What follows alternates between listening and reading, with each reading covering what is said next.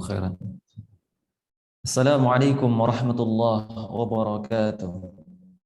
Alhamdulillahirabbil alamin, bihi nasta'inu ala umuri dunya waddin, fil anbiya'i wal mursalin, sayyidina wa habibina wa syafi'ina wa maulana Muhammadin wa ala alihi wa sahbihi wa sallama tasliman katsira, amma ba'd. Ikhwas sekalian, a'azzani Allah wa iyyakunna rahimakunallah. Alhamdulillah, segala puji kita haturkan kehadirat Allah. Di pagi yang diberkahi oleh Allah Azza wa Jalla ini, kita bisa memaksimalkan waktu kita.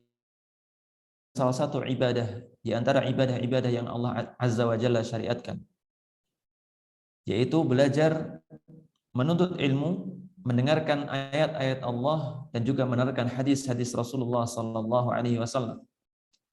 Yang mana dari semua hal ini tidak ada yang kita harapkan kecuali agar memperbaiki kualitas ibadah kita kepada Allah Azza wa Jalla, sehingga kita berhadapan dengan Allah nanti di hari akhir, ketika akhirat, yaumul akhir, kita berhadapan dengan Allah Azza wa Jalla dengan perasaan yang senang, bukan sebaliknya dengan perasaan yang tertekan karena merasa ibadah-ibadahnya selama di dunia sia-sia.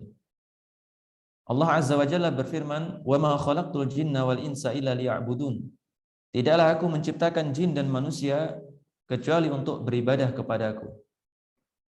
Maka dari ayat ini, ketika kita hendak belajar ilmu syar'i, baik belajar fikih, belajar hadis, belajar tafsir, belajar tahsin, dan juga ilmu-ilmu syar'i yang lainnya, hendaknya kita niatkan untuk meningkatkan ubudiyah kita kepada Allah Subhanahu wa taala. Karena seluruh hal yang ada di dunia ini tidak lain tidak bukan untuk menguji kualitas ibadah kita, bukan sekedar kuantitas ibadah kita. Salawat serta salam semoga terlimpahkan kepada baginda yang mulia Muhammad sallallahu alaihi wasallam dan juga kepada istri-istri beliau, kepada sahabat beliau dan orang-orang yang mengikuti jejak salafus salih hingga hari kiamat kelak. Ikhwas sekalian, a'azzani Allah wa iyyakum rahimani wa rahimakumullah. Beberapa pertemuan sebelumnya kita bahas tentang masalah pendidikan anak dalam Islam dari kitab Nasihatil Nisa. Dan alhamdulillah kita masuk ke pembahasan baru, yaitu bab yang dimaksudkan oleh musannif hafizahullah taala, la ba'sa bi khurujil mar'ati li hajatiha. Tidak mengapa seorang wanita keluar dari rumahnya li hajatiha dalam rangka memenuhi kebutuhan dasarnya. Dalam pembahasan ini, penulis mengutip dua poin besar pembahasan. Yang pertama, pembahasan tentang masalah hukum wanita keluar rumah. Dan yang kedua, musannif menampilkan pembahasan tentang keikutsertaan seseorang di dalam masalah pemilu. Poin yang pertama, musannif menyebutkan hadis yang diriwayatkan oleh Al-Imam Al-Bukhari rahimahullahu taala, yang diriwayatkan dari Farwah ibni Abil Mighra, dari Ali ibn Musir, dari Hisham, dari bapaknya yaitu Urwah, dari Aisyah radhiyallahu anha, beliau mengatakan, kharajat Saudah bintu Zam'ah lailan. Suatu malam Saudah bintu Zam'ah, salah seorang istri Rasulullah sallallahu alaihi wasallam, yang jatah harinya diberikan kepada istri yang lainnya. Karena pada saat itu Saudah mengatakan kepada Nabi sallallahu alaihi wasallam, jangan engkau menceraikan aku, biarlah bagian malamku diberikan kepada yang lainnya, asalkan Nabi SAW tidak menceraikan beliau. Suatu ketika Saudah bintu Zam'ah keluar di malam hari. Fara'aha Umar. Akan tapi Umar berpapasan dengannya. Fa'arafaha faqala. Umar faham bahwasanya yang dipapasi tadi, sekalipun berhijab atau sekalipun tertutup dengan kegelapan malam, dia tahu bahwasanya sosok tadi adalah Saudah bintu Zam'ah. Karena disebutkan oleh para ulama, Saudah ini sosok yang besar. Jadi orang yang cukup besar, sehingga ketika orang lihat paham bahwasanya ini adalah istri Rasulullah sallallahu alaihi wasallam yang bernama Saudah bintu Zam'ah. Umar kenal dengannya, kemudian mengatakan, innaki wallahi, demi Allah ya Saudah, wahai Saudah, ma tukhfina alina, enggak bisa bersembunyi dari kami. Atau tidak disebut bersembunyi dari kami, tidak disebut menghindar dari kami, karena keluarmu di malam hari ini atau keluarmu dari rumahmu itu bisa difahami oleh kami. Kami semua paham kalau engkau ini adalah Saudah bintu Zam'ah. Berarti kamu ini apa disebut enggak dalam tanda kutip tidak berhijab dari kami. Faraja'at ila Nabi sallallahu alaihi wasallam, maka Saudah kembali ke Nabi sallallahu alaihi wasallam, fadzakarat dzalika lahu wa huwa fi hujrati yata'asya. Yang saat itu Nabi sallallahu alaihi wasallam tengah makan malam bersama Aisyah radhiyallahu anha. Diwadul kepada Nabi sallallahu alaihi wasallam tentang apa yang dialaminya, apa yang dikatakan Umar bin Khattab radhiyallahu anhu kepadanya. Wa inna fi yadihi la'irqan. Nabi sallallahu alaihi wasallam tengah memegang lauk pauk pada saat itu. Fa anzalallahu alaihi, kemudian turunlah firman Allah azza wa jalla kepada beliau, farafa'a anhu wa huwa yaqul, kemudian Nabi sallallahu alaihi wasallam mengangkat pandangannya kepada Saudah sembari mengatakan, qad adinallahu lakunna an takhrujna li hawaijikunna. Diperbolehkan bagi kalian wahai wanita untuk keluar rumah dalam rangka memenuhi kebutuhan dasarnya. Ini poin pertama. Jadi hukum asal keluar rumah itu sendiri diperbolehkan. Hukum asal keluar rumah diperbolehkan. Akan tapi bagi wanita, maka ada dalil atau nas lain yang menyebutkan ada sesuatu yang lebih baik daripada mereka keluar dari rumahnya.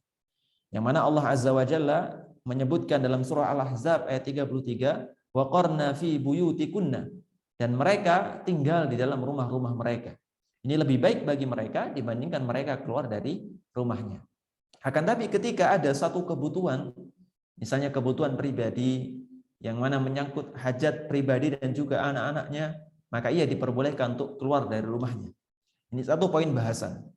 Nanti poin bahasan berikutnya, kembangan bahasan berikutnya, diantaranya bagaimana hukum wanita bekerja di luar rumah, hukum wanita safar dengan tanpa mahramnya. Ini kembangan dari hal-hal seperti yang pembahasan-pembahasan ini. Waqad kathura fi hadzal zaman khurujul mar'ati min manziliha yamnatan wa yasratan li'atfahil asbab. Yang mana pada masa ini, kata beliau hafizahullah ta'ala, banyak sekali wanita-wanita yang keluar dari rumahnya, beredar ke sana kemari dengan berbagai macam sebab yang mana itu tidak disyariatkan oleh Allah Azza wa Jalla. Jadi yang pertama, bagi wanita lebih baik diam di dalam rumahnya. Itu yang pertama. Yang kedua, seorang wanita diperbolehkan keluar dari rumahnya dalam rangka memenuhi kebutuhannya.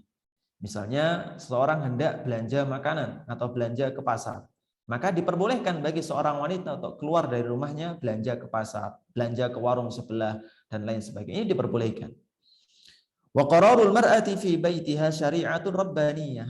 Nah, siapa yang mengatakan wanita enggak boleh keluar dari rumahnya atau wanita harus tetap di dalam rumahnya, maka beliau mengatakan syari'atun rabbaniyah. Ini merupakan syariat dari Allah Azza wa Jalla. Kalau sudah tahu demikian, bahwasanya tidak keluarnya wanita itu lebih baik daripada keluarnya dia dari rumahnya, maka dan itu berasal dari Rabb-nya Allah Azza wa Jalla, maka hendaknya seorang wanita tenang dengan hal seperti ini. Tidak perlu pikirannya ke sana kemari, oh kata si fulan, kata si tokoh fulan mengatakan kalau wanita di dalam rumahnya terpenjara, kalau wanita tidak keluar dari rumahnya dia terkekang dan lain sebagainya. Nah, tidak perlu dikatakan demikian. Kenapa? Karena dia sudah lega, dia sudah tenang, dia sudah puas dengan perkataan Rabb-nya Allah Azza wa Jalla, dan dia tidak butuh dengan perkataan manusia. Min ladun hakimin khabir, dari sisi zat yang maha adil dan maha mengetahui. Kalau orang lain atau manusia mengatakan bahwa saya wanita tinggal dalam rumahnya sama halnya dengan terkekang, maka dikatakan sungguhnya Rabb Allah Azza wa Jalla yang jauh lebih bijaksana daripada kamu mengatakan bahwa saya wanita yang tinggal dalam rumahnya lebih baik daripada yang keluar. Kalau misalnya keluarnya tadi tanpa disertai dengan hajat. Allah Azza wa Jalla berfirman dalam surah Al-Ahzab ayat 33, wa qarna fi buyutikunna, dan hendaknya mereka tinggal di dalam rumah-rumah mereka. Oleh karenanya dalam syariat disebutkan salatnya seorang wanita di dalam bilik-bilik mereka ini lebih baik dibandingkan salatnya mereka di masjid-masjid Allah Subhanahu wa taala. Bahkan ketika seorang wanita misalnya dia berada di Masjidil Haram misalnya, dan masih ada waktu luang yang begitu banyak, maka salatnya ia dalam rumahnya masih lebih baik dibandingkan salatnya ia di Masjidil Haram menurut sebagian ulama. Wa huwa a'lamu bimasalihi ibadihi al-khabir bihalil mar'ah. Dan ini berasal dari zat yang jauh lebih tahu tentang kemaslahatan seorang wanita, yaitu zat yang senantiasa maha mengawasi tentang kondisi wanita. Jadi kalau orang-orang zaman sekarang, orang-orang modern mengatakan, wah ini terkekang, Islam mengekang wanita, kita katakan kita tenang dengan syariat Allah Azza wa Jalla. Wa hunaka min ahli zaighi wad dhalal. Ada di antara orang-orang yang gemar menyesatkan, man yara dzalika zulman lil mar'ah. Yang mana bahwasanya menyebutkan syariat atau yang mana mereka mengatakan aturan Islam agar wanita diam dalam rumahnya itu merupakan sebuah kezaliman. Ini kata orang-orang yang gemar menyesatkan.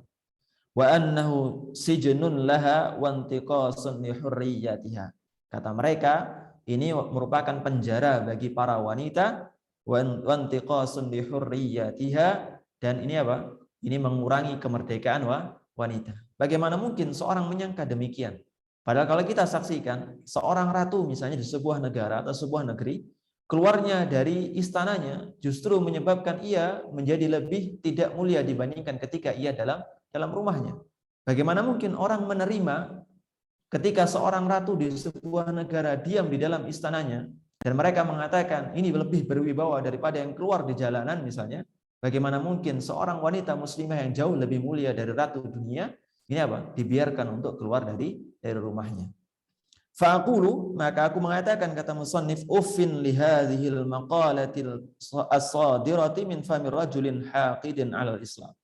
Wes, enggak usah dipedulikan ucapan-ucapan orang-orang yang dengki dengan syariat Islam. Au juwaihil. Juwaihil itu sihah tasghir dari kata jahilun juwaihil. Au juwaihila adalla min himari ahli.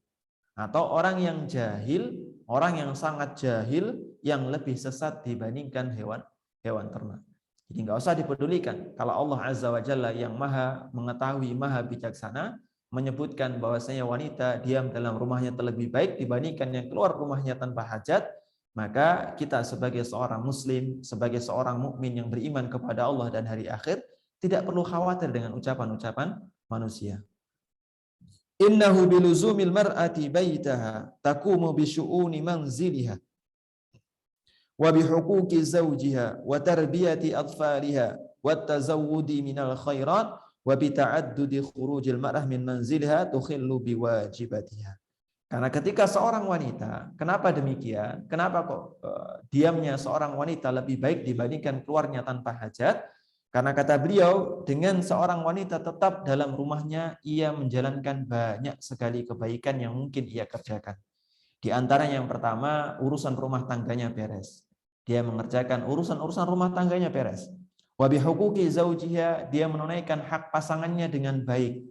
Wa tarbiyati atfaliha, dia memiliki kesempatan lebih banyak untuk mendidik anak-anak mereka. Wa tazawwudi minal khairat, dia juga lebih banyak untuk membekali dirinya dengan kebaikan. Baca buku, lihat siaran kajian, terus kemudian kemudian ngaji, kemudian murojaah dan lain sebagainya. Ia semakin banyak berpotensi memberikan banyak sekali kebaikan. Sebaliknya, seorang yang seringkali keluar rumah tanpa hajat, tidak ada kebutuhan, tidak dalam rangka memenuhi kebutuhan keluarganya, tidak dalam rangka mencari nafkah, mencari kebutuhan keluarga karena kondisi yang mengatakan demikian, atau hal-hal lainnya yang memang memaksakan dia untuk keluar dari rumahnya, maka tukhillu biwajibatiha, itu justru semakin melalaikan seorang wanita dari kewajiban-kewajibannya sebagai seorang ibu rumah tangga atau seorang istri. Oleh karena ikhwah fillah azani Allah wa iyyakum rahimani wa rahimakumullah, di zaman modern ini ada hal yang ketika seorang wanita tanpa keluar dari rumahnya seringkali bisa melalaikan seorang wanita dari kewajiban-kewajiban rumah tangga. Apa itu? Yaitu handphone. Jadi hati-hati ketika seorang wanita terlalaikan dengan handphonenya, tanpa dia keluar dari rumahnya, dia mengerjakan banyak sekali hal yang dia bisa lakukan ketika dia keluar rumah dengan apa yang berada di tangannya. Apakah nggak boleh main handphone atau nggak boleh otak-atik handphone dan lain sebagainya? Tidak ada yang melarang, selama ia tidak melalaikan kewajibannya sebagai seorang ibu rumah tangga, seorang istri dan lain sebagainya. Dan juga kewajibannya, terlebih kewajibannya kepada Allah Subhanahu wa taala. Wa fi zamanina hadza talaqqafal muslimuna fikratan dasisatan min a'da'il Islam. Di zaman ini sangat disayangkan sekali kaum muslimin banyak terkecoh dengan pemikiran-pemikiran dari musuh-musuh Islam. Jadi lebih bangga dengan pemikiran-pemikiran di luar Islam. Wa ya mas'alatul intikhabat. Ini masalah-masalah pemilu. Ini langsung loncat ke masalah pemilu. Karena ketika diselenggarakannya pemilu, pemilihan umum dan lain sebagainya yang sejenisnya, ini melazimkan seorang wanita untuk keluar dari rumahnya dalam rangka mengerjakan hal ini. Baik. Sebelum masuk ke sana, kita bahas terlebih dahulu tentang hukum safar seorang wanita. Nabi SAW mengatakan, la yahillu limra'atin tu'minu billahi wal yaumil akhir. Tidak halal bagi seorang wanita yang beriman kepada Allah dan juga hari akhir antusafiro, untuk bepergian lailan, semalam, biduni mahramin, dengan tanpa disertai mahram. Dari sini para ulama sepakat bahwasanya seorang wanita tidak diperbolehkan untuk bersafar, yaitu menempuh perjalanan yang mencapai jarak safar, kalau misalnya tanpa disertai mahramnya. Jadi tanpa disertai mahramnya, maka seorang wanita tidak diperbolehkan berbuat demikian. Itu yang pertama. Itu yang pertama. Yang kedua, ketika seorang wanita safar dengan tanpa mahramnya untuk keperluan-keperluan, misalnya umrah, haji dan lain sebagainya, dan tidak memungkinkan ditemani oleh mahram yang laki-laki, oleh bapaknya, nggak mungkin, bapaknya sudah sepuh, sudah tua renta, nggak mungkin menemani umrah. Terus kemudian apa? Adiknya juga masih sangat kecil, nggak mungkin untuk diajak menemani umrah. Atau kakaknya juga qadarullah tidak ada di negara tempat dia tinggal. Nah, bagaimana kondisinya demikian? Disebutkan oleh Syekhul Islam Ibnu Taimiyah rahimahullah taala, atau disebutkan dalam Ar-Raud Al-Murbi', disebutkan bahwasanya seorang wanita diperbolehkan safar tanpa mahramnya dengan 3 kondisi. Yang pertama, dia diperbolehkan safar tanpa mahram dalam kondisi dia menjalankan umrah atau ibadah haji yang wajib. Jadi umrah atau ibadah haji wajib yaitu ibadah yang dikerjakan pertama kali. Ketika seorang mampu untuk mengerjakan umrah, dia dikenai kewajiban umrah dan dia hukumnya wajib. Dan ketika saat itu tidak ada mahram yang bisa menemani dan tidak ada potensi ke depannya, tahun depan ini nggak mungkin mahram juga bisa menemani, maka dia dianjurkan untuk tetap mengerjakan ibadah umrah dan juga haji meskipun tanpa disertai mahram, akan tetapi hendaknya ditemani oleh seorang mukminah atau sekelompok wanita-wanita muslim yang bisa dipercaya dan bisa menjaga agamanya. Itu yang pertama. Yang kedua, safarnya seorang wanita boleh disertai tanpa mahram kalau misalnya dalam rangka keluar dari negeri kufur. Jadi dia hendak hijrah dari negeri kafir, yang mana di sana dia berpotensi untuk diinjak-injak kehormatannya, diinjak-injak syariat Islam yang ada pada dirinya, maka dia diperbolehkan untuk safar tanpa mahram dalam kondisi tersebut. Yang ketiga, kondisi-kondisi darurat yang memperbolehkan seorang wanita untuk keluar tanpa disertai oleh mahramnya. Itu yang pembahasan yang kedua, yaitu keluarnya wanita dalam rangka safar, bepergian, terus kemudian tanpa disertai mahramnya. Nah, bagaimana jarak safar? Nah, pembahasan jarak safar ini sama halnya dengan pembahasan jarak safar ketika seorang diperbolehkan untuk mengqashar atau menjamak sholat. Yaitu kalau mazhab Syafi'i menggunakan ukuran kilometer 85 km. 85 km. Kalau misalnya mazhab Hanabilah atau mazhab Hambali, seperti katakan Syekh Muhammad bin Shalih Al-Utsaimin rahimahullah taala, beliau menyebutkan hukumnya mengikuti adat setempat. Kalau urus setempat menyebutkan bepergiannya seseorang disebut dengan safar, maka ya sudah, meskipun nggak sampai 85 kilo, katakanlah 30 kilo sudah keluar dari negerinya, sudah keluar dari daerahnya, dan itu disebut safar oleh masyarakat setempat, maka itu sudah disebut dengan safar dan wajib disertai dengan mahram. Adapun mazhab Syafi'i, bepergiannya seorang wanita, jarak safarnya adalah apa? Adalah 85 kilometer. Kemudian masuk ke bahasan ketiga yang disebutkan muallif rahimahullah taala, wahya mas'alatul intikhabat, masalah intikhabat, masalah pemilu. Fa'aujabu al-khuruja 'alal mar'ah lil intikhabat, yang mana ini melazimkan bagi seorang wanita untuk keluar dari rumahnya dalam rangka intikhabat, berpartisipasi dalam pemilu. Ingat ya, pembahasan pemilu ini pembahasan yang bakal banyak sekali pro kontra di antara kita. Dan kita kemukakan apa yang kita yakini. Kita kemukakan apa yang kita yakini. Wal khuruju min haitsu aslihi mubah. Keluar, hukum asal keluar itu enggak ada masalah, mubah. Diperbolehkan. Mau keluar monggo, enggak keluar monggo. Tapi ada yang lebih baik, ada yang lebih baik yaitu diam di dalam rumah. Lakinnal wasailu laha ahkamul maqasid. Akan tetapi wasilah atau perantara itu menempati hukum tujuan tadi. Kalau keluarnya dalam rangka keluar untuk apa? Untuk hura-hura di pantai mana dan tidak ada kebutuhan dengannya, bahkan apa? Berpotensi untuk apa?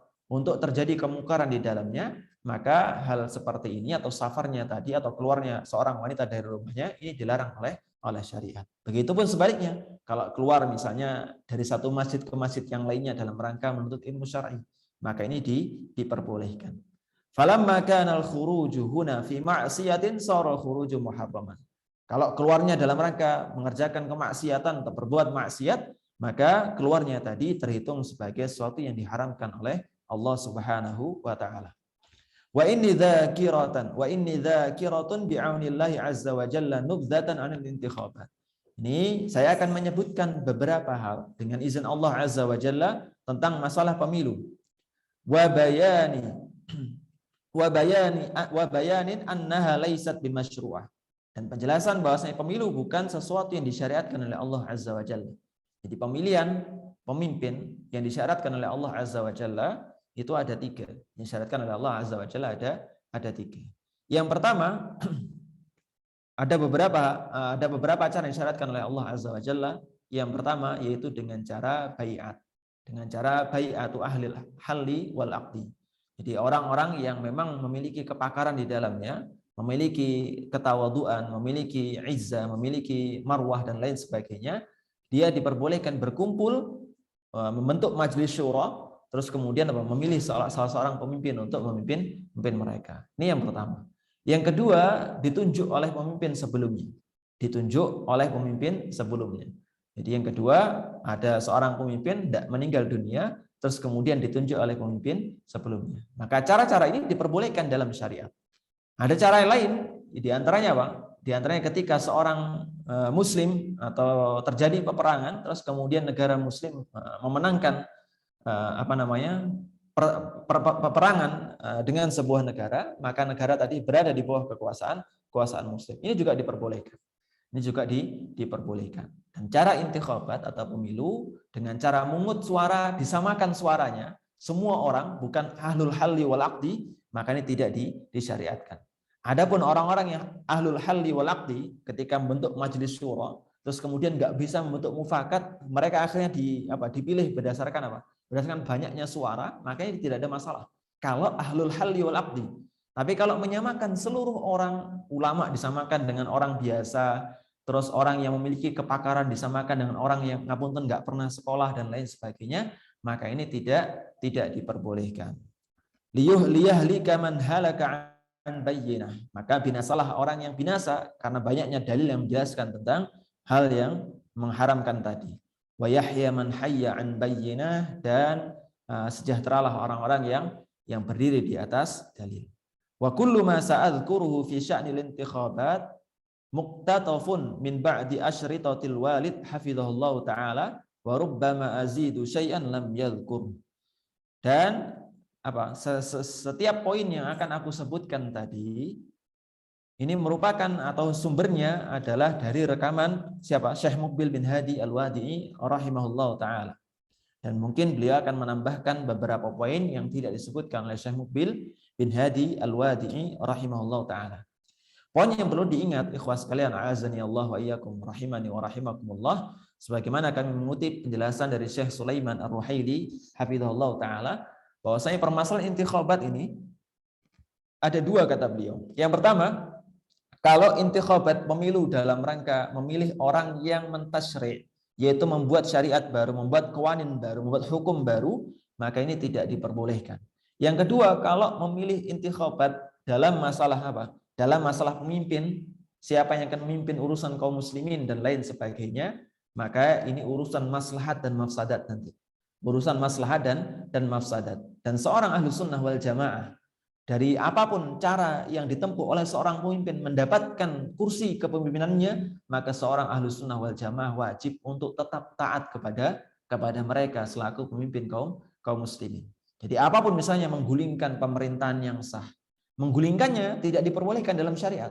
Tapi kalau sudah digulingkan dan sudah berdiri di tampuk kepemimpinan, maka seorang muslim ahlus sunnah wal jamaah disyariatkan tetap tunduk dan taat kepada mereka. Itu yang pertama. Jadi pembahasan tentang diharamkannya pemilu tidak berimbas pada wajibnya kita untuk memberontak. Bahkan haram bagi seorang muslim untuk memberontak kepada pemerintahan yang sah. Adapun pemerintahan kalau sudah dapat kursi kepemimpinan, bagaimanapun cara mereka mendapatkannya, dengan cara yang disyariatkan atau tidak, maka tetap wajib untuk ditaati oleh seorang muslim. Fa'aqulu wallahul muwaffiq lis-shawab. Aku mengatakan, dan hanya Allah lah yang memberikan taufik kepada kebenaran. Al-intikhabatu laysat bimasyru'ah. Pemilu itu tidak disyariatkan oleh Allah Azza wa Jalla. Karena Nabi SAW tidak mengerjakannya. Begitupun Khulafaur Rasyidin. Tidak pernah dijumpai di antara mereka ketika memilih kepemimpinan atau kita memilih pimpinan pasukan terus dirembuk, ayo semua kumpul. Silahkan, siapa yang milih si fulan, siapa yang milih si fulan, enggak pernah. Enggak pernah. Wala ghairihi minas sahabah ridwanullahi alaihim ajma'in. Ya Allah, begitupun para sahabat yang lainnya. Selain Khulafaur Rasyidin, sahabat-sahabat mulia yang lainnya yang tidak pernah mengerjakan pemilu dalam rangka memilih tampuk kepemimpinan. Walattabi'una lahum bi ihsani fil qurunil mufaddalah wala ghairiha. Dan begitupun para tabi'in tidak pernah berbuat demikian, wahum a'lamun nasi bisunnah. Padahal mereka jauh lebih tahu tentang masalah sunnah dibandingkan kita. Wa akmalu hubban li Rasulillah sallallahu alaihi wasallam minna wa minkum. Dan mereka jauh lebih sempurna kecintaan mereka kepada Allah, kecintaan mereka kepada Rasulullah dibandingkan kecintaan kita kepada Rasulullah sallallahu alaihi wasallam. Mereka begitu cinta dengan sunnah Rasulullah, begitu cinta dengan pribadi Rasulullah, tapi mereka enggak pernah mengerjakan yang namanya pemilu. Fa'ulima anna ihdasal intikhabat amrun ma anzalallahu bihi min sultanin wa i'tiradin ala syar'illahi wa rasulih. Wa Nabi sallallahu alaihi wasallam qad balaghal balaghul mubin wa ma taraka tariqan yusilu ilal jannah illa wa dalla ummatahu ala dzalik wa hadzara ummatahu minat turuqil lati hiya muqarribatun ilal adzab. Dan diketahui bahwasanya intikhabat atau pemilu ini bukan termasuk syariat yang Allah Azza wa Jalla syariatkan atau Allah Azza wa Jalla turunkan petunjuk terhadapnya. Dan Nabi SAW yang mana beliau menyampaikan risalah dari zat yang maha adil, zat yang maha menjelaskan. Allah Azza wa Jalla tidak pernah dijumpai dari sunnah Nabi SAW yang mana beliau tugasnya menunjukkan kepada manusia jalan menuju surga dan memperingatkan manusia dari jalan ke neraka. Tidak pernah dijumpai dari beliau tentang bagaimana memilih pemimpin dengan cara pemilihan umum atau pemilu. Fi sahih Muslim, dalam sahih Muslim Rasulullah sallallahu alaihi wasallam bersabda, "Ma ba'atsallahu min nabiyyin illa kana haqqan 'alaihi ayyadulla ummatahu ala khairi ma ya'lamuhu lahum wa yunziruhum syarra ma ya'lamuhu lahum." Tidaklah Allah Azza wa Jalla mengutus seorang utusan, seorang nabi, kecuali Allah Azza wa Jalla menempatkan kebenaran di atasnya. Yang mana mereka menunjukkan kepada umat mereka tentang mana yang baik dan memperingatkan umat mereka dari apa yang mereka ketahui dari Allah Azza wa Jalla, dari keburukan yang mereka ketahui. Ini sekali lagi, ini poin pertama, bahwa hukum asal dari pemilu itu sendiri tidak diperbolehkan. Nah, ada kondisi-kondisi yang nanti mungkin memang menyebabkan seorang memilih untuk ikut dalam pemilu. Dan pemilihan ini atau ijtihad seperti ini tidak bisa kita salahkan juga. Karena pertimbangan para ulama yang membolehkan pemilu atau membolehkan ikut serta dalam pemilu, bukan pemilihan, tapi ikut serta dalam pemilu karena beberapa pertimbangan yang sifatnya ijtihadi. Misalnya mereka mengatakan atau mereka mempertimbangkan bahwasanya ikutnya seorang ke dalam pemilu ini lebih baik dibandingkan ketika dia tidak ikut serta. Dan ini ijtihad beliau. Ini ijtihad beliau. Tidak boleh bagi seorang ngecek-ngecek urusan ijtihad seperti ini. Ini gara-gara Ustadz Fulan membolehkan seorang untuk ikut pemilu karena pertimbangan yang dia bangun di atasnya, pertimbangan syar'i yang dibangun di atasnya, maka seorang hendaknya tidak memburuk-burukkan pribadi asatidzah atau ustadz fulan tersebut. Syubhatun, ada syubhat, suatu yang samar yang seringkali seorang terkecoh dengannya. Yaqulu qailuhum, sebagian mereka mengatakan innal intikhabat, sungguhnya intikhabat mahtijalaha ala ahdi Rasul sallallahu alaihi wasallam. Tidak diperlukan di zaman Rasulullah sallallahu alaihi wasallam, falihada lam taf'al ala ahdi, lam tuf'al ala ahdi. Oleh karena intikhabat atau pemilu ini tidak dilakukan di zaman Nabi sallallahu alaihi wasallam. Ini syubhatnya. Kalau sekarang dibutuhkan, berarti sekarang nggak ada masalah. Waraddu ala hadhihi syubhah. Bantahan untuk syubhat seperti ini adalah bahwasanya intikhabat kalau seandainya itu disyariatkan oleh Rasulullah sallallahu alaihi wasallam, niscaya ini merupakan sebuah kebaikan. Dan kalau ada sebuah kebaikan, maka tidak ada orang yang lebih utama atau lebih awal untuk mengerjakan kebaikan tadi melainkan Nabi Shallallahu Alaihi Wasallam. Bahkan beliau akan menganjurkan umatnya untuk mengerjakan hal demikian. Wa amma qaulukum mahtijalah fi zamanin nabawi fahadha ghairu sahih. Adapun ucapan syubhat yang menyebutkan ini tidak dibutuhkan di zaman Nabi Shallallahu Alaihi Wasallam, ini merupakan Ini merupakan pernyataan yang tidak benar. Di antara dalil yang menunjukkan atau bukti yang menunjukkan tentang tidak tepatnya syubhat tadi adalah yang pertama, bahwasanya Nabi Shallallahu Alaihi Wasallam ketika menjadikan Usamah bin Zaid ibn Harithah menjadi seorang pemimpin pasukan, menggantikan kedudukan ayahnya yaitu Zaid bin Harithah, banyak di antara para sahabat Banyak di antara para sahabat yang mencibir, oh ini Usamah bin Zaid. Yang mana Usamah bin Zaid ini ketika Rasulullah meninggal dunia, Usamah bin Zaid baru usia 20 tahun. Berarti di zaman perang atau zaman keikutsertaan beliau dalam perang bersama Nabi Shallallahu Alaihi Wasallam itu umur belasan tahun. Dan ini diangkat menjadi seorang pemimpin. Para sahabat yang lain mencibir Jangan-jangan kualitas kepemimpinannya masih anak-anak diragukan. Apa kata Nabi Shallallahu Alaihi Wasallam ketika mendengar cibiran para sahabat tadi? Innakum tat'anuna fi imarati. Kalian ngejek kepemimpinan Usamah bin Zaid. Wa innahu la khaliqun bil imarah. Sungguhnya Usamah bin Zaid ini seorang yang layak untuk mendapatkan jabatan kepemimpinan. Wa qad kuntum tat'anuna fi imarati abi. Kalau kalian ngecek bagaimana kualitas kepemimpinan Usamah bin Zaid, sama halnya kalian ngecek kualitas kepemimpinan Zaid ibnu Harithah. Jadi Zaid bin Harithah dikenal sebagai seorang pemimpin pasukan yang baik. Nah, kalian kalau ngecek anaknya Usamah bin Zaid yang tak jauh beda kemampuannya dengan bapaknya, sama halnya dengan ngecek bapaknya. Sama aja dengan ngecek bapaknya. Akhrajahul Bukhari dan Muslim. Ini diriwayatkan oleh Imam Bukhari dan juga Muslim. Dari mana kita ambil dalil bahwasanya ini membantah syubhat yang awal tadi? Maka beliau mengatakan bahwasanya dari hadis ini menunjukkan bahwasanya Nabi Shallallahu Alaihi Wasallam tidak mengatakan kepada para sahabat, ya wes kalau kalian idza kuntum la tardawna, ya wes kalau kalian enggak setuju dengan kepemimpinan Usamah bin Zaid, fanuqimu intikhabat, maka yuk kita adakan pemilihan. Siapa di antara antum yang pengen maju, nanti dikasih nomor nanti dipilih oleh masing-masing dari kita. Kita pilih nomor 1, nomor 2, nomor 3, nomor 4 dan seterusnya. Nah, bagaimana kalau demikian? Ini kalau misalnya Nabi SAW menganggap pemilu itu lebih baik atau dibutuhkan pada saat itu. Tapi Nabi SAW enggak. Ini Ini diputuskan berdasarkan keputusan orang yang memang berkompeten. Nabi Shallallahu Alaihi Wasallam yang memutuskan demikian. Maka Nabi berkompeten untuk memutuskan hal tersebut. Baik. Itu yang pertama. Yang kedua, dalam riwayat Muslim, lama asarul usara fi ghazwati Badrin, qala Rasulullah Shallallahu Alaihi Wasallam li Abi Bakar. Ini persilangan pendapat antara Nabi Shallallahu Alaihi Wasallam dan Abu Bakar As-Siddiq radhiyallahu an dengan Umar bin Khattab radhiyallahu an. Ketika mendapatkan tawanan di perang Badar, Nabi SAW berselisih pendapat di poin kedua ini dengan Dengan Umar bin Khattab radhiyallahu an dan juga Abu Bakar. Ketika Nabi SAW minta pendapat Abu Bakar As-Siddiq radhiyallahu an, maka Abu Bakar As-Siddiq lebih menganjurkan agar tawanan tadi dikenai denda. Jadi siapa yang pengen bebas, monggo silakan bayar dendanya. Bayar dendanya. Jadi dimaafkan terus kemudian bayar denda. Kemudian Umar bin Khattab radhiyallahu an ini tidak demikian. Kenapa Abu Bakar As-Siddiq berpendapat demikian? Karena di antara tawanan korban perang tadi ada saudara-saudara sendiri.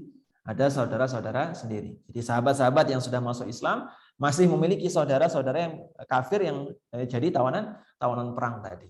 Itu pendapat Abu Bakar As-Siddiq radhiyallahu. Pendapat Umar bin Khattab radhiyallahu berbalikan dengan pendapat Abu Bakar As-Siddiq radhiyallahu anhu. Yaitu apa? Yaitu Umar bin Khattab radhiyallahu anhu lebih memilih pendapat agar tawanan perang tadi dibunuh. Jadi yang menjadi tawanan perang adalah pemimpin kaum kufar, pemimpin orang-orang kafir. Ini kalau misalnya dibiarkan nanti bakal mimpin perang lagi. Perang lagi. Akhirnya Rasulullah SAW memilih untuk menjalankan apa? Menjalankan pilihan dari Umar bin Khattab radhiyallahu an dengan cara yang menjalankan hukuman tidak oleh saudaranya sendiri. Jadi kalau kedapatan si fulan A ini saudaranya si fulan B, maka si fulan A digeser ganti si fulan C untuk apa? Untuk menjalankan hukuman bagi eksekusi bagi si fulan B ini. Jadi silang-silang supaya ada ketegaan untuk apa? Menjalankan eksekusi. Jadi ini pendapat yang sudah dipilih oleh siapa? Nabi SAW berdasarkan apa yang dikemukakan oleh Umar bin Khattab radhiyallahu anhu. Sampai ada titik di mana Pak? Di mana ketika milih ini Nabi SAW merasa nyesel. Kok bisa milih seperti ini ya? Terus kemudian apa? Abu Bakar As-Siddiq dan juga Nabi SAW menangis terseduh-seduh dan Umar datang. Kenapa kok nangis? Kalau misalnya kata Umar bin Khattab radhiyallahu anhu, ya Rasulullah, akhbirni min ayyi syai'in tabki anta wa sahibak. Kabarkan kepadaku ya Rasulullah, apa yang menjadikan engkau dan sahabatmu yaitu Abu Bakar As-Siddiq itu menangis. Fa in wajadtu bukaan bakaitu. Kalau misalnya aku memang tersentuh, aku akan nangis beneran. Wa illa, kalau misalnya aku nggak bisa tersentuh nangis, tabakaitu ma'akum. Aku akan terus berpura-pura nangis, berusaha nangis bersama kalian berdua. Faqala Rasulullah sallallahu alaihi wasallam, maka Rasulullah menjawab, aku nangis karena apa? Kok bisa aku memilih apa? Memilih pendapat yang berkebalikan dari apa yang dikemukakan apa? Sahabatmu yaitu Abu Bakar As-Siddiq radhiyallahu anhu. Maka Allah Azza wa Jalla menurunkan ayat yang mana dalam ayat tadi lebih apa? Memilih pendapat Umar bin Khattab radhiyallahu anhu. Fa ahallallahu al-ghanimata lahum, dan Allah Azza wa Jalla menghalalkan ghanimah bagi kaum mukminin. Baik. Ikhwas sekalian, a'azzani Allah wa iyyakum rahimani wa rahimakumullah. Dari hadis yang panjang ini yang kita langsung loncat di halaman 100, dari mana kita mengambil dalil bahwasanya syubhat yang pertama yaitu Nabi SAW tidak perlu dengan masalah pemilu dan sementara sekarang diperlukan. Dalilnya adalah annahum lam yaqulu nad'ul mujahidin. Mereka enggak mengatakan yuk kita rembukan mana mujahidin yang lainnya.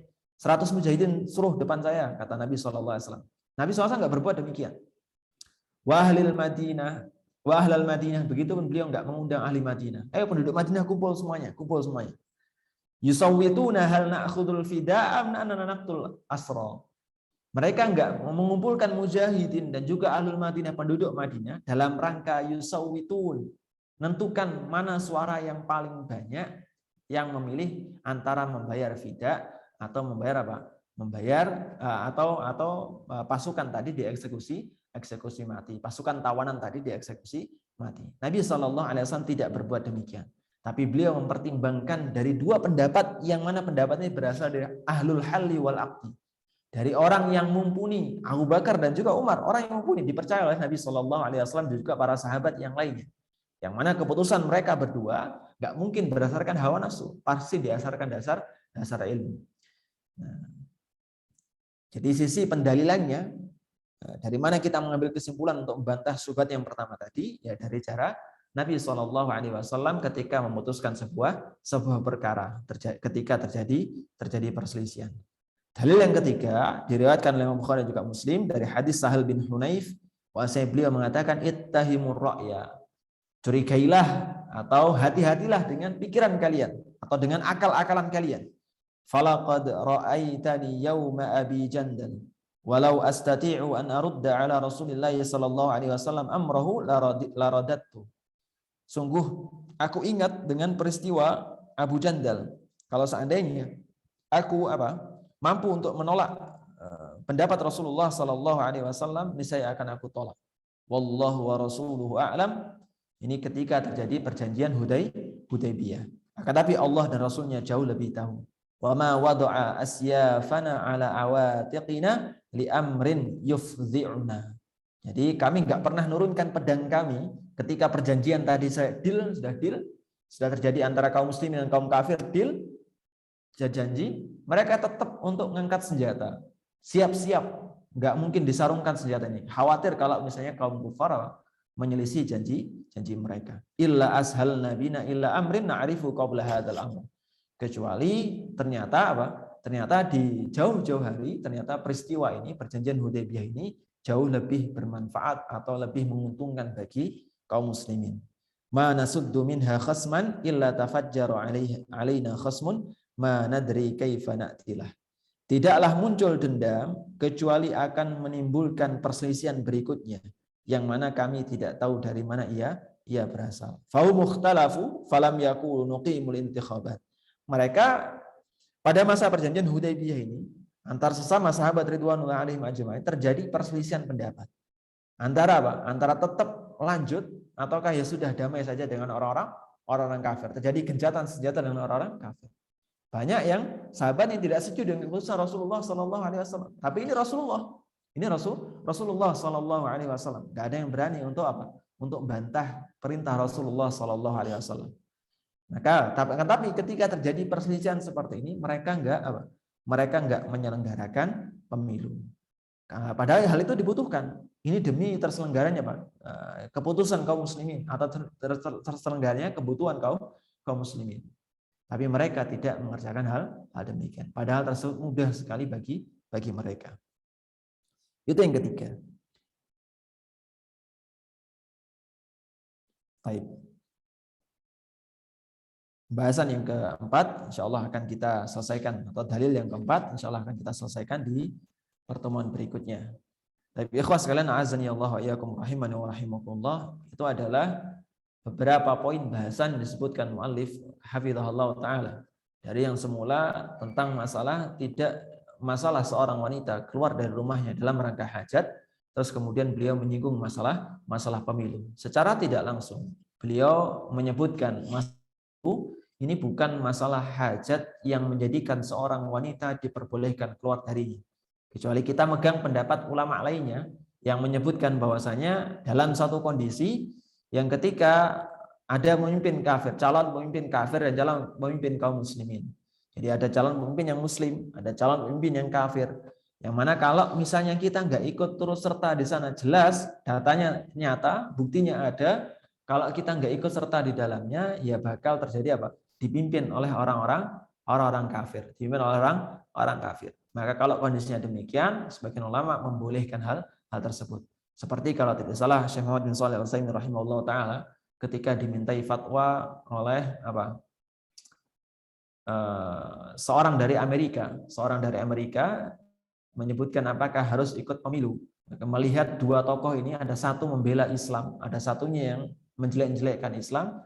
Kalau misalnya kaum muslimin tidak ikut serta di dalamnya, kemungkinan besar yang menjelek-jelekkan Islam menang. Maka beliau menyebutkan, kami lupa, Syekh Muhammad bin Shalih Al-Utsaimin atau Syekh Shalih Fauzan. Di antara dua syekh itu ada syekh yang lainnya, kami lupa. Beliau menjawab bahwasanya tidak masalah ikut serta dalam kondisi demikian. Tapi ingat ya, fatwa itu hanya mengikat bagi orang yang meminta fatwa. Adapun orang yang tidak meminta fatwa kepada syekh tersebut dengan kondisi yang berbeda atau landasan yang berbeda, tidak bisa dijadikan hujah di orang-orang yang lainnya. Wallahu taala alam. Jika ada pertanyaan yang berkaitan yang bisa kami jawab, monggo dipersilakan. Wassallallahu ala nabiyyina Muhammad walhamdulillahirabbil alamin. Bismillah.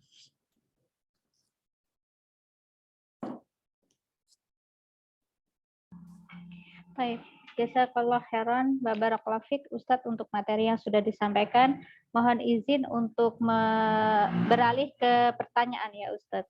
Ya, silakan. Kepada Ukti Hera, kami persilakan. Tafadhol. Jazakillahu khairan Ukti Ita. Bismillah. Afwan Ustadz, izin membacakan pertanyaan. Ya, silakan. Assalamualaikum Ustadz. Saya izin bertanya, apabila keadaannya seperti mudik atau pulang kampung bersama anak-anak perempuan tanpa mahram karena suami ada keperluan sehingga tidak bisa mengantar. Bagaimana hukumnya mudik antara Jakarta ke Jawa, Ustadz? Tafadhol Ustadz. Baik. Ikhlas sekalian, azani Allah wa iyyakum rahimani wa rahimakumullah. Yang pertama, mudik bukan merupakan sebuah kewajiban bagi kita. Mudik bukan kewajiban bagi setiap muslim. Kecuali ada kondisi yang mendesak, yang mengikat dan tidak bisa terselenggara kecuali dengan mudik, maka seorang diwajibkan untuk mudik. Misalnya orang tuanya memerintahkan dia untuk mudik dan orang tuanya tadi butuh dengan bantuan kita, maka wajib bagi kita untuk mudik dan kita mempertimbangkan mana maslahat dan mudaratnya. Yang kedua, sebagaimana kita sebutkan tadi, safar tanpa disertai mahram bagi seorang wanita itu tidak diperbolehkan. Safar tanpa disertai mahram bagi seorang wanita itu tidak diperbolehkan. Dan dia diperbolehkan ditemani oleh rifqah mukminah. Rifqah, teman wanita yang beriman kepada Allah dan hari akhir dan bisa menjaga dirinya atau menjaga syariat Islam yang dikenakan ada pada dirinya selama perjalanan antara satu tempat ke tempat yang lainnya dalam kondisi darurat, maka ia diperbolehkan. Dan wallahu ta'ala alam, kami tidak tahu apa alasan mudiknya. Kalau sekedar mudik, maka itu tidak merupakan sebuah kewajiban. Dan kalau misalnya sekedar mudik, sekali lagi, kalau sekedar mudik, maka itu bukan merupakan sebuah kewajiban. Dan menjadi sebuah kewajiban kalau ada kondisi darurat di belakangnya atau ada kondisi tertentu yang dipertimbangkan kalau ia tetap berada dalam tempat sebelum dia mudik, itu dia bisa menimpa bahaya, ada ini dan itu dan lain sebagainya. Itu yang kedua. Yang ketiga, hendaknya seorang suami sebisa mungkin untuk apa? Untuk mencarikan solusi bagi istrinya atau pasangannya kalau misalnya dia tidak bisa menemani mudik. Misalnya dia membayar adiknya, pasangannya untuk menemani istrinya apa? Istrinya mudik. Jadi adik istrinya dipanggil, "Dek, tolong temani mbakmu untuk mudik." Ini enggak masalah. Ini enggak masalah. Jadi sekali lagi mohon dipertimbangkan mana maslahat dan mudaratnya. Kalau memang ada mudarat yang menimpa dia di tempat sebelum dia mudik, maka diperbolehkan dia keluar dengan ditemani oleh seorang yang mukminah, seorang yang beriman kepada Allah Subhanahu wa taala. Wallahu taala alam. Jazakallahu khairan Ustadz. Izin memberikan kesempatan kepada Uhti Francisca, tafadhol dibuka mic-nya. Silakan disampaikan pertanyaan langsung pada intinya. Assalamualaikum Ustadz, izin bertanya Ustadz. Pertanyaan pertama, bagaimana hukumnya kita pergi bersilaturahmi ke rumah teman yang teman itu punya anak-anak seumuran dengan kita juga, sama-sama usia 5 tahun, dan ketika itu suaminya tidak berada di rumah, hanya dia dan anaknya. Begitupun kami yang datang hanya ana dengan anak-anak. Yang kedua, bagaimana hukumnya kalau kita kedatangan saudara dari luar kota untuk bersilaturahmi ke rumah kita antar provinsi, begitu Ustadz. Jadi kalau kita ajak pergi bermain di daerah kita tanpa kita yang membawa kendaraan tanpa ada suami, bagaimana Ustadz? Yang ketiga, jika kita pulang kampung bersama suami, kemudian di kampung kita pergi berwisata bersama keluarga yang di kampung, itu bagaimana hukumnya Ustadz? Jazakallahu khair. Baik. Wa jazakillahu khairan. Yang kedua dan yang ketiga kita gabungkan karena satu makna insyaallah. Yang pertama, bagaimana kalau kita berkunjung ke teman kita sementara teman kita memiliki seorang anak yang umurnya sama dengan anak kita 5 tahun. Bagaimana hukumnya berkunjung ke sana? Maka berkunjung ke sana hukumnya tidak jadi masalah atau diperbolehkan. Mungkin masalah yang dikemukakan oleh penanya adalah masalah bagaimana hukumnya bertemu dengan yang bukan mahramnya, yang mana kecuali bukan mahramnya. Anak kecil tadi bukan mahramnya. Tapi ia belum sampai pada usia mumayyiz. Belum sampai pada usia di mana dia dikenakan anjuran untuk sholat, anjuran untuk ibadah yang lainnya pada usia 7 tahun misalnya. Maka masa-masa 5 tahun ini masa-masa yang masih anak-anak, masih sobi. Maka diperbolehkan bagi seorang wanita untuk berjumpa dengan anak yang semisal ini dan diperbolehkan. Atau yang dimaksud oleh penanya tadi, bagaimana kalau kunjungannya jauh misalnya, rumah temannya cukup jauh dan kita ditemani oleh seorang anak yang masih kecil. Wallahu ta'ala alam untuk masalah yang kedua ini. Tapi yang kami ingat dari masalah yang pertama diperbolehkan dan itu tidak jadi masalah. Adapun kalau kemungkinan untuk pertanyaan yang kedua, wallahu ta'ala alam. Yang kedua, bagaimana hukumnya kita nyupirin keluarga yang berkunjung ke rumah kita? Yang mana keluarga ini kita anggaplah mahram bagi kita. Misalnya Pak D kita atau adik kita yang dari jauh datang ke tempat kita. Lalu kemudian kita ajak, yang mana dia sama-sama wanita, kita ajak wisata di daerah kita, maka ini tidak ada masalah, wallahu ta'ala a'lam. Begitupun pertanyaan yang kedua tadi, yang mana ketika kita kunjungan ke rumah saudara, terus kemudian kita diajak keluar berkunjung ke saudara yang ada daerah tersebut, itu tidak jadi masalah, wallahu ta'ala a'lam. Baik, jazakallah khairan Ustadz atas jawabannya. Izin membacakan dari kolom chat Ustadz. Ya, silakan. Assalamualaikum warahmatullahi wabarakatuh. Semoga Ustadz senantiasa dalam lindungan Allah Ta'ala. Amin. Izin bertanya Ustadz, Ana saat ini sedang dalam proses hijrah menjadi ibu rumah tangga yang tadinya ibu bekerja. Namun suami, mertua, dan orang tua masih sangat keberatan. Bagaimana sebaiknya sikap Ana? Jazakallah khairan. Tafadhal Ustaz.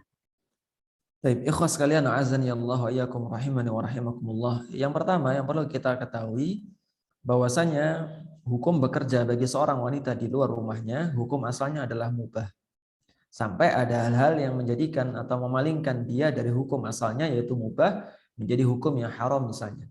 Karena seringnya berinteraksi dengan lawan jenis di sana atau kemungkinan satu ruangan dengan lawan jenis dan dia hanya satu-satunya wanita.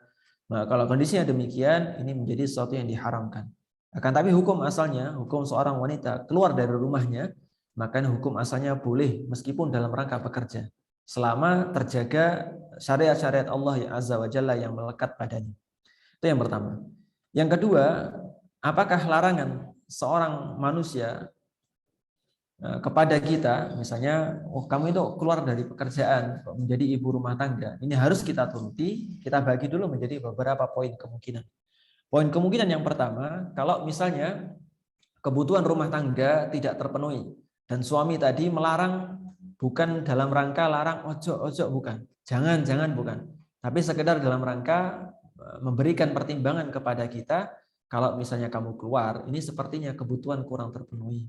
Mungkin bisa dipertimbangkan ulang dan lain sebagainya. Kalau kondisinya demikian, mungkin bisa dipertimbangkan ulang.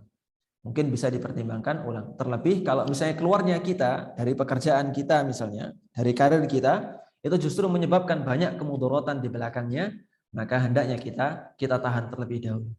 Yang kedua, kalau misalnya keluarnya seorang tidak berimbas apa-apa, yes, alhamdulillah suami dengan gaji yang stabil.